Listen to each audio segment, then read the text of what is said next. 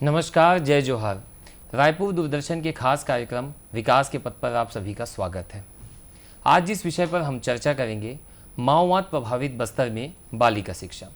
इस विषय पर चर्चा करने के लिए हमारे स्टूडियो में मौजूद है प्रसिद्ध शिक्षाविद डॉक्टर जवाहर सूरी शेट्टी। डॉक्टर साहब, आपका इस कार्यक्रम में बहुत बहुत स्वागत है। हम चर्चा की शुरुआत करते हैं। सबसे पहला सवाल, अगर हम शिक्षा की स्थिति की बात करें तो माओवाद प्रभावित बस्तर में जो शिक्षा की स्थिति है और बाकी क्षेत्रों में जो शिक्षा की स्थिति है, इसमें कितना फ़र्क है? देखिए, मैं 20 साल से ये देख रहा हूँ और माओवाद प्रभावित बस्तर में जो हालत 20 साल पहले थी उससे कहीं बेहतर है जी। लेकिन अगर हम रायपुर या बिलासपुर इन शहरों से कंपेयर करें तो बस्तर थोड़ा पिछड़ा हुआ है अभी भी। उसका बेसिक कारण है कि एक तो जंगल है, वहाँ पे आदिवासी क्षेत्र है और दुर्गम जगह है, तो कई जगह ऐसे हैं जहाँ बच्चे स्कूल नहीं पहुँच पाते, इसलिए थोड़ी सी बदतर है। बाकी सुधार बहुत हुआ है। जी, आपने कहा कि बस्तर संभाग जो है वो आदिवासी क्षेत्र है। सामान्य वहाँ जो बच्चों के अभिभावक है वो आदिवासी है। आदिवासी वर्ग कितना जागरूक है बच्चों को शिक्षा के प्रति आगे बढ़ाने के लिए या स्कूल भेजने के लिए? आज की तारीख में जो सुविधाएं सरकार देती हैं जी। उस लिहाज से अगर देखें तो आदिवासी वर्ग बहुत ज़बरदस्त जोश में है कि हमारे बच्चों को स्कूल भेजें। अभी तक जो होता था उनका व्यवसाय होता था कि जो जंगल है उसके ऊपर वो निर्भर रहते थे, लेकिन अब उनको ये जागरूकता आ गई है कि हमको हमारे बच्चों को कम से कम इन जंगलों से बाहर निकालना है और उनको शिक्षित करके कुछ ऐसी जगहों पर पहुंचाना है जिससे कि उनकी ज़िंदगी बेहतर हो सके। जी, हम चर्चा कर रहे हैं बालिका शिक्षा के ऊपर। इन क्षेत्रों में बालिकाओं को एक जेंडर डिस्पैरिटी देखी गई है कि लड़का है तो उसे स्कूल भेजा जाता है, लड़कियों को स्कूल नहीं भेजा जाता, उन्हें घरेलू काम कराया जाता है। तो इन क्षेत्रों में बालिकाओं की शिक्षा के प्रति कितने जागरूक है लोग? जब से आदिवासी कन्याशाला इस तरह की चीज़ें बनी हैं और कई बार ये होता है कि जैसे 7वीं कक्षा में सबसे ज़्यादा ड्रॉप आउट होता है जी। तो 7वीं कक्षा से लेकर 9वीं तक जो ड्रॉप आउट होना शुरू होते थे लड़कियां, जी। अब कुछ नीतियों की वजह से लड़कियों का स्कूल में आना, उसके अलावा ये भी बात है कि छोटे छोटे संभागों में जिस तरह से बस्तर संभाग है वहाँ से रिजल्ट अच्छे आने शुरू हो गए। हाँ, और कई बार ऐसा भी होता है, देखा गया है कि बोर्ड की परीक्षाओं में लड़कियां लड़कों को पछाड़ देती हैं, एक बात, और दूसरी बात इन छोटे इलाकों से जो रिजल्ट आते हैं वो शायद शहरों से बेहतर होता है। तो इन दोनों चीज़ों को मिलाकर माँ बाप में भी और बच्चों में भी थोड़ा प्रोत्साहन आ गया है कि छोटे शहर के या इस तरह के आदिवासी इलाकों से भी लोग अच्छा कर सकते हैं, इसलिए बेहतर हो गया है बालिका शिक्षा। जी सर, आपने नीतियों की बात की।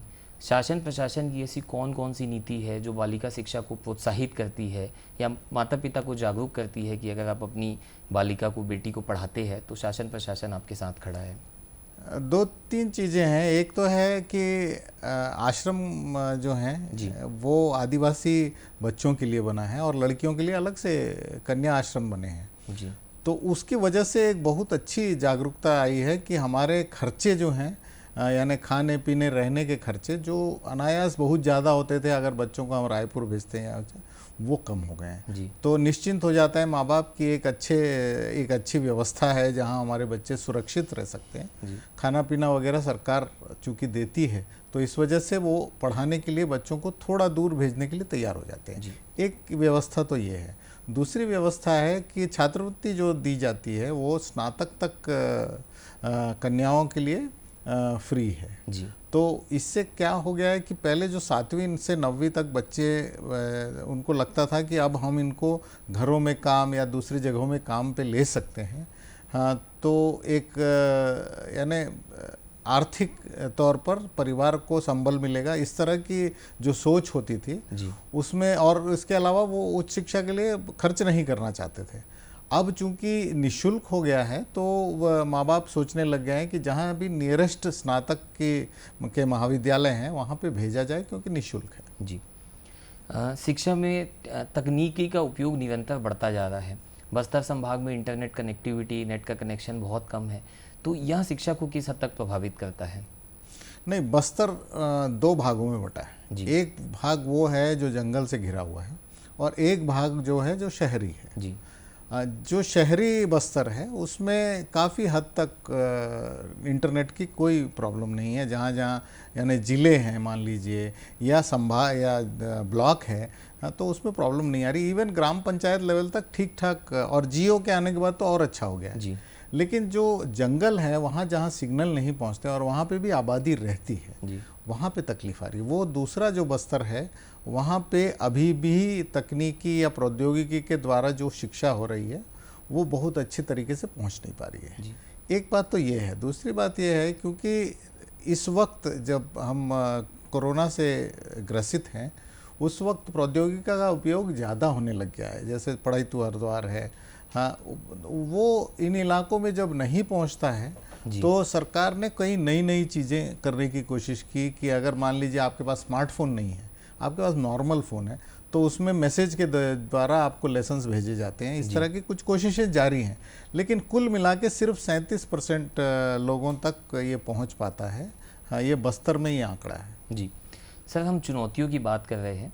एक बहुत बड़ी चुनौती ये भी है कि जो ड्रॉप आउट रेशियो है वो इसलिए बढ़ जाता है कि बिटिया के घर से या बालिका के घर से स्कूल बहुत दूर है, 4 किलोमीटर 5 किलोमीटर, तो सुरक्षा के लहजे से माँ बाप बच्चे को स्कूल से बाहर निकाल लेते। तो ये कितनी बड़ी चुनौती है बस्तर में? अब तो ये होना नहीं चाहिए, क्योंकि प्राथमिक शाला 1 किलोमीटर की दूरी में और उच्चतर माध्यमिक शाला 3 किलोमीटर की दूरी में होना चाहिए। ये अनिवार्य है शिक्षा के अधिकार कानून में। अब ये है कि अगर आबादी बहुत ही कम है तो एक स्कूल चलाना सरकार के लिए भी मुमकिन नहीं होता है। लेकिन जहाँ तक मुमकिन है ये कोशिश की जाती है कि एक ग्राम के लिए एक स्कूल दिया जाए। जी हाँ, ये होता है कि थोड़े बच्चे बड़े हो जाते हैं और कई जगह सिर्फ मिडिल स्कूल तक रहता है और उसके बाद आपको थोड़ा दूर जाना पड़ता है। वहाँ पे चूंकि लड़कियां भी वयस्क हो जाती हैं तो उनको लगता है कि सुरक्षा के लहजे से ठीक नहीं है। जी लेकिन एक बात बता दूं मैं कि इन सुदूर ट्राइबल इलाकों की व्यवस्था और सुरक्षा शहरी इलाकों से बेहतर है। जी यानी क्राइम रेट्स अगर आप देखेंगे तो अर्बन इलाकों में ज़्यादा क्राइम रेट्स है, ना कि इन इलाकों में। हाँ, ये है डर माँ बाप को हम कहीं पे भी रहता है, वो स्वाभाविक है। लेकिन सुरक्षा की व्यवस्था के हिसाब से अगर वो स्कूल नहीं भेज रहे हैं तो वो आंकड़े ये नहीं कहते। हाँ, ये है कि अगर घर में एक काम करने लायक बिटिया हो गई है, ये सोच अगर है तो इसको बदलने की ज़रूरत है। जी सुदूर अंचल में, अंदरूनी क्षेत्रों में इंफ्रास्ट्रक्चर डेवलप करना एक बहुत बड़ी चुनौती है। ऐसे में बस्तर में एक प्रयोग किया गया पोटा कैबिन का। पोटा कैबिन कितना कारगर है बालिका शिक्षा को प्रोत्साहित करने के लिए या आगे बढ़ाने के लिए?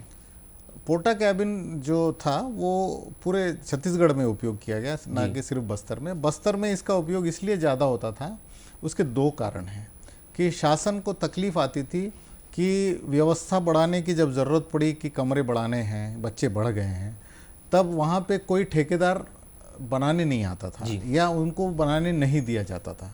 तो ठेकेदार नहीं होने की वजह से एक्स्ट्रा कमरे नहीं बन पाते थे, तो वो इंफ्रास्ट्रक्चर डेवलपमेंट में थोड़ी तकलीफ आती थी। तो पोटा कैबिन एक ऐसी व्यवस्था है जिसमें कैबिन बना बनाया आता है, आप उसको लगा दो, हाँ, और लोग उसमें पढ़ सकते हैं।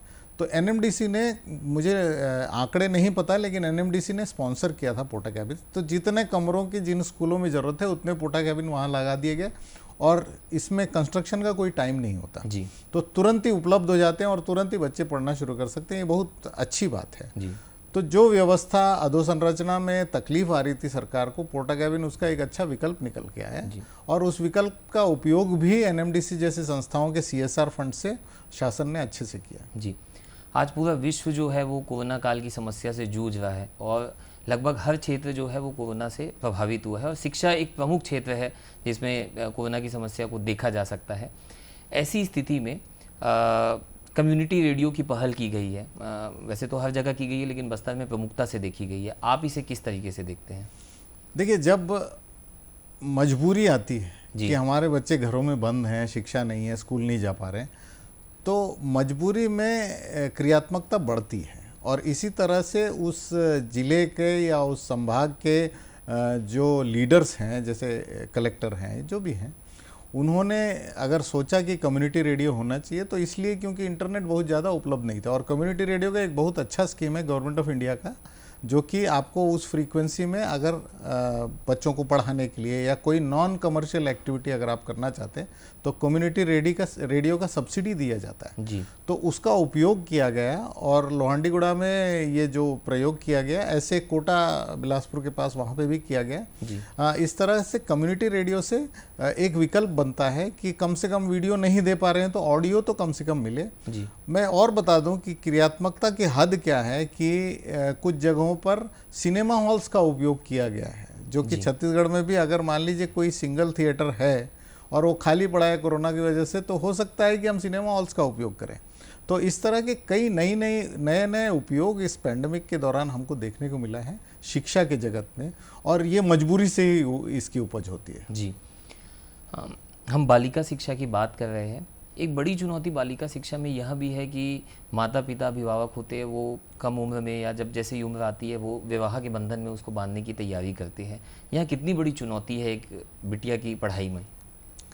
हाँ, ट्राइबल इलाकों में ये है थोड़ा ज़्यादा, लेकिन जैसे जैसे शहरीकरण होता जाता है जी। वैसे वैसे जो आदिवासी हैं उनका एक्सपोजर जो है इन शहरी व्यवस्था से होना शुरू हो जाता है, और शहरी व्यवस्था का एक अच्छा परिणाम ये है कि जो चीज़ें कानून में लिखी गई हैं कि 18 से नीचे आपकी शादी नहीं होनी चाहिए, ये चीज़ें इन लोग को समझ में आना शुरू होता है कि क्यों इस तरह से बोला जाता है। जी। अभी तक रूढ़िवादी विचारधारा में ये था कि हमको जल्दी इसलिए करना चाहिए क्योंकि बच्चे जल्दी बड़े हो जाएंगे और जल्दी सक्षम हो जाएंगे, इस तरह की व्यवस्था होती थी। जी। लेकिन जब पता चलता है कि इसके पीछे के लॉजिक क्या है, हाँ, तो आदिवासियों में भी ये सोच आने लगती है, नहीं, बच्चों को बड़ा होने देते हैं, वयस्क होने देते हैं, और उसके बाद जो हेल्थ के प्रॉब्लम्स आते हैं जल्दी शादी करने के, वो नहीं आएंगे।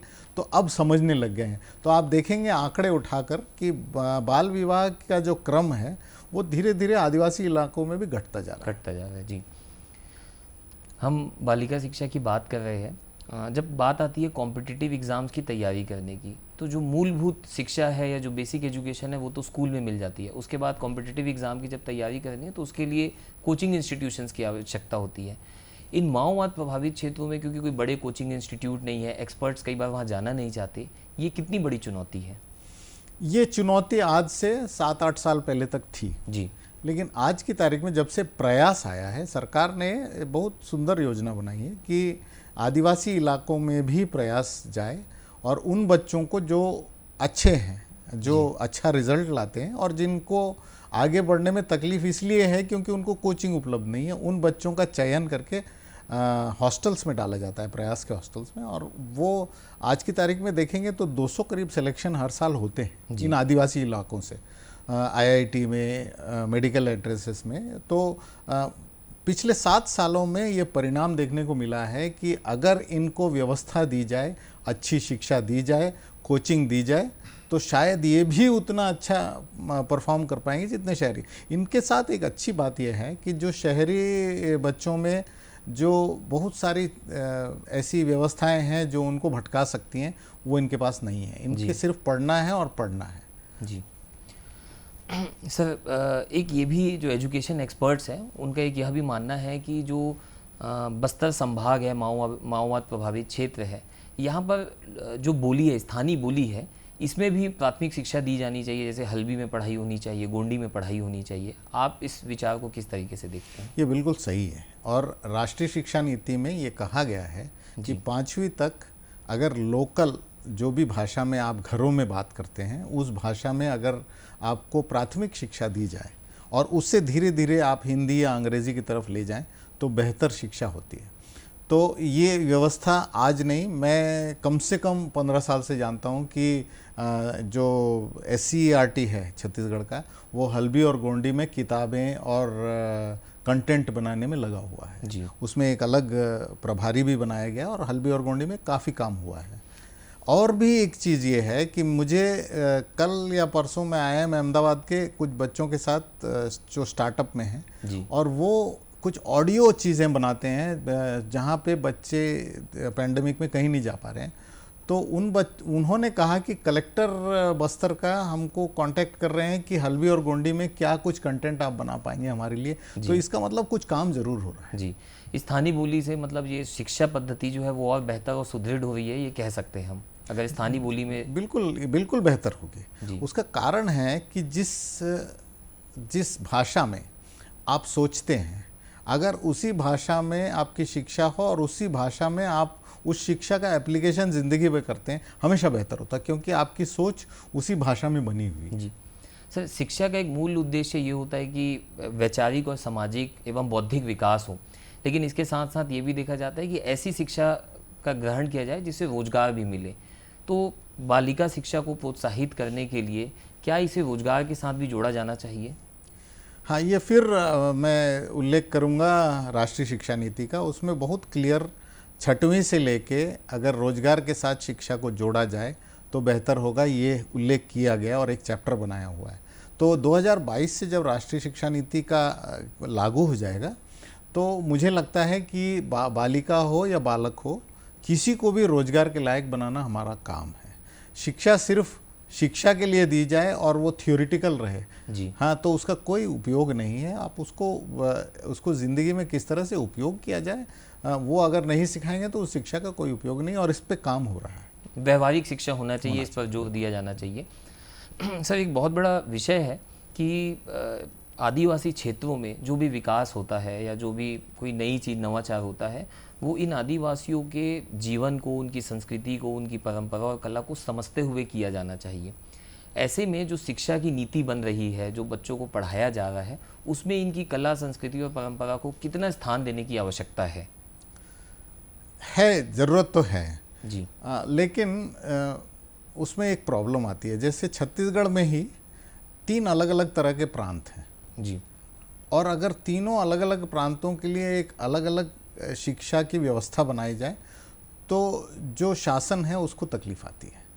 ये ज़रूर है कि अगर 80-20 का रेशियो जो पूरी दुनिया में ये लागू होता है कि 80% कंटेंट पूरे शहर के लिए, पूरे देश के लिए एक हो और 20% अगर लोकल कंटेंट हो जी, हाँ, तो उसमें आप जितने आदिवासी इलाके हैं उनकी संस्कृति, उनके हिसाब से अगर वो 20% को भी बना दिया जाए तो बहुत बेहतर होगा। जी सर, इन क्षेत्रों में शिक्षा को प्रदान करने के लिए, जैसे सामान्य अगर हम शहर की बात करें तो यहाँ पे एक्सपर्ट्स आ जाते हैं, बाहर से हम फैकल्टी हायर कर लेते हैं, आउटसोर्स कर लिया जाता है। लेकिन जब बात आती है कि बस्तर में फैकल्टी मेंबर्स को जाना है, टीचर्स को जाना है, तो सुरक्षा का एक विषय आता ही है। ऐसे में वहाँ पे शिक्षकों की क्या स्थिति है और जो बेहतर शिक्षक है वो वहाँ कैसे उपलब्ध हो, इसके लिए क्या कुछ किया जाना चाहिए? इसमें कुछ करना चाहिए, ये तो तय है। हाँ, हमने एक प्रयास किया था, एक छोटा सा उदाहरण देता हूँ मैं। हमने एक प्रयास किया था और ट्राइबल इलाकों में गए थे और मेरे साथ शिक्षा मंत्री भी थे उस समय। तो हम जब पहुँचे वहाँ पे 2000 बच्चे थे और बच्चों से जब हमारी बात होती रही तो क्या बनोगे मुन्ना उस कार्यक्रम का नाम था जी। तो हम जब गए और बात करते रहे तो बच्चों ने मैं डॉक्टर बनूंगा, इंजीनियर बनूंगा, ये बनूंगा। एक लड़का कमर पे हाथ रखे ऐसे टेढ़ा खड़ा हुआ और बोला मैं ये आतंकवादी बनना चाहता हूँ। तो हम सब अवाक रह गए कि क्या होगा। फिर वहाँ सब लोगों ने डांटना शुरू कर दिया जी। जब डांटते रहे तो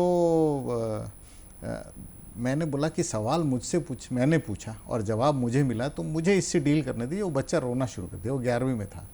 तो उसने फिर बताया मुझे कि तकलीफ़ ये है सर कि मैं 11वीं में हूँ और उस वक्त जिस राज्य की मैं बात कर रहा हूँ उस वक्त वहाँ पे 11वीं में और 12वीं में लड़कियों को कंप्यूटर शिक्षा दी जाती थी, लड़कों को नहीं। लड़कों को 10वीं तक थी।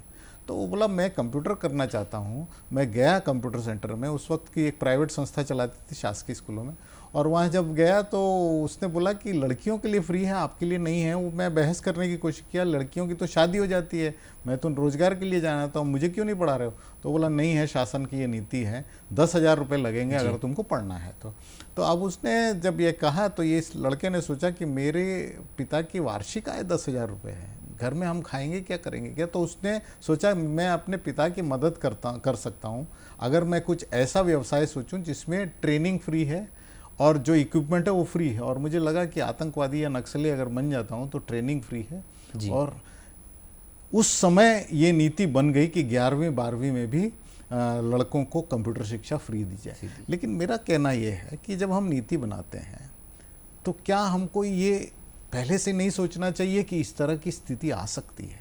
जी। तो जब भी हम छत्तीसगढ़ में भी जब भी मैं जाता हूँ इन इलाकों में और बच्चों से बात करता हूँ तो मुझे समझ में आता है कि लोकल लेवल पे क्या प्रॉब्लम्स हैं और इन प्रॉब्लम्स को अगर हम नीति में ढाल सकें तो लड़के हो या लड़कियां हो एक अच्छी नीति बनेगी। हम एसी कमरों में बैठ के जब नीति बनाते हैं तो ये तकलीफ आती है। जी। तो उस दिन मेरी आंखें खुल गई कि इस तरह की सोच भी बच्चों में आ सकती है अगर हमने व्यवस्था ठीक से नहीं की। आप बिल्कुल सही कर रहे हो कि एक्सपर्ट्स का इन इलाकों में जाके इन बच्चों से बात करना बेहद ज़रूरी है। जी। सिर्फ शहरी इलाकों तक डॉक्टर और शिक्षक ये दोनों अगर सीमित हो जाएं तो शिक्षा का प्रवाह ठीक नहीं होगा। जी सर, हम अगर ग्लोबल और नेशनल ट्रेंड देखें तो आजकल स्टार्टअप का चलन है। 10th से 11th से बच्चे स्टार्टअप की ओर जो है उनका रुझान होता है और ना सिर्फ लड़कियां भी स्टार्टअप में बढ़ चढ़ कर भाग लेती है और अपना नवाचार करके एक काम शुरू कर रही है। ग्लोबल और नेशनल की बात करें, अब बात करते हैं हम लोकल की। बस्तर जैसे क्षेत्रों में महुआ प्रोसेसिंग यूनिट का स्थापना करना या वहाँ के जो हैंडीक्राफ्ट्स है उनका व्यवसाय करना अल्टरनेटिव करियर ऑप्शन के रूप में किस तरीके से इसे देखा जा सकता है और यह कितना सहायक होगा बालिकाओं को?